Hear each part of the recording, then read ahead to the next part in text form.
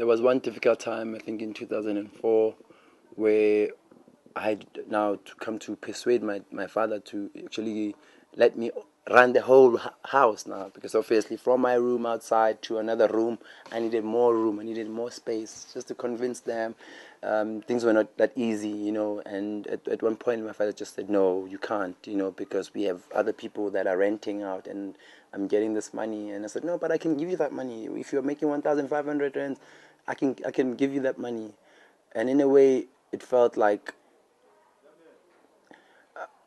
not being given that opportunity. Maybe because at home, in my family, there has never been anyone who has run a business or who have attempted to start a business. I don't know. And it felt like because of that, there is no belief that it could start with me, or it could, it could be done. So it was difficult also that my father had to choose between uh, the people that were boarding there, who were lodging, than me. The blood. I expected that if I came with an idea, I mean, as a father, you should jump to it. And so for like a year, on that year, it was just difficult. I quit. I even left the house and went to stay in Yeovil with friends, because I felt that if I can't start a business, then why should I be here? And I left the house. But I came back again after a year, after speaking with my father again, and we took off there. And also the biggest challenge, obviously, now would be, to get the people around the community to buy into the idea, because I want to bring tourists here. I want people to be able to walk freely, and we had an open space here which was just used as a dump site, and just to get people to say, guys, we need to clean up our area. We need to bring tourists to come here. That was also a challenge, for some people think you're special, you think you're better. Who are you to tell us not to dump here? And sometimes there were real squabbles, around that time. And also, the biggest problems that we have, as many people that like to start a business, you don't know where to go, to register your business. You don't know how things are done.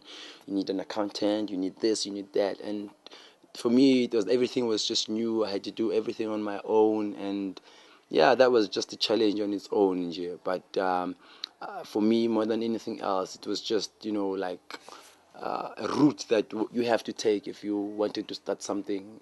As much as it was a challenge, but I, I looked at the brighter side of it. I think from that idea that I already came up with, I found a comfort spot there. I found myself very comfortable with what I was doing, and also I found myself being able to exercise my ideas. Because yes, my parents would have wanted me to say, "Hey, are you looking for a job? Go get a job, man."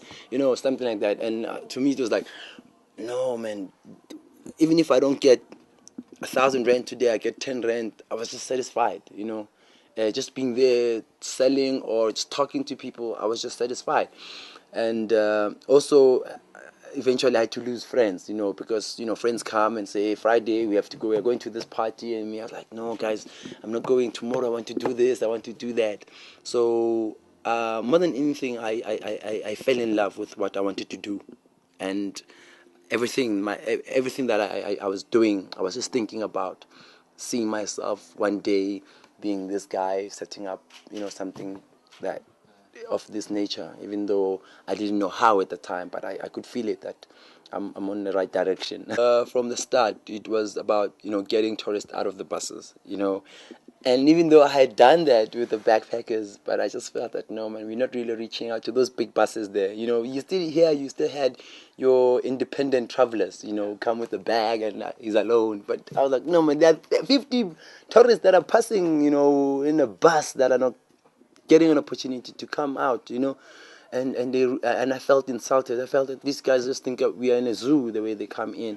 But also, I looked at the people that were here. I said, now that we have people who decided that they want to come and sleep in Soweto, how do we show them Soweto now?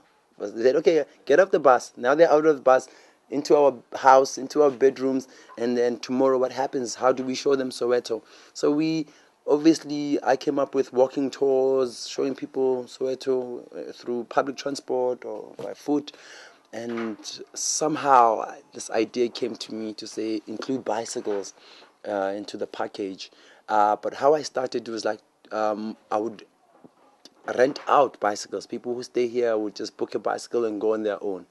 But then somehow that was impossible because people didn't know the routes or where to go. We didn't have maps and stuff like that and signages. So somehow I felt that that means I have to go with them. And I remember when we started, actually, we didn't have any bicycles. For 1 year, I didn't have bicycles. I relied on borrowing bicycles from the community. So if somebody wanted to do a bicycle tour, the person would tell me today, and then tomorrow morning I'd go out running, looking for bicycles from the community. And then if I find, I'll bring them here. Guys, here are the bikes.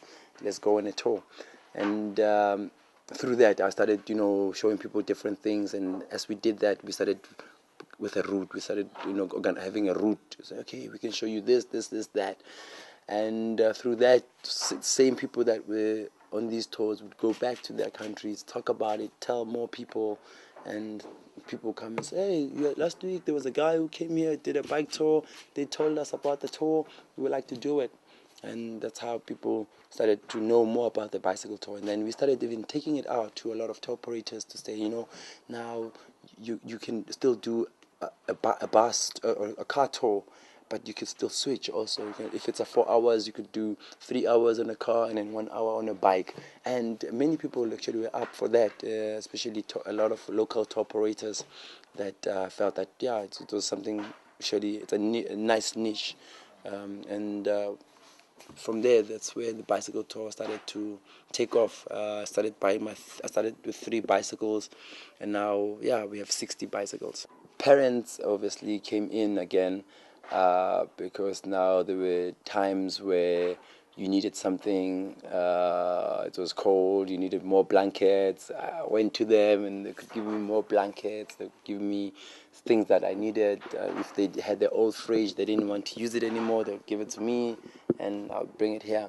So that family support started to come up again, and that actually helped me to get things moving. But the times where I didn't have money, like first bicycles that I bought, I had to go borrow money from my father to be able to buy the 3 bicycles.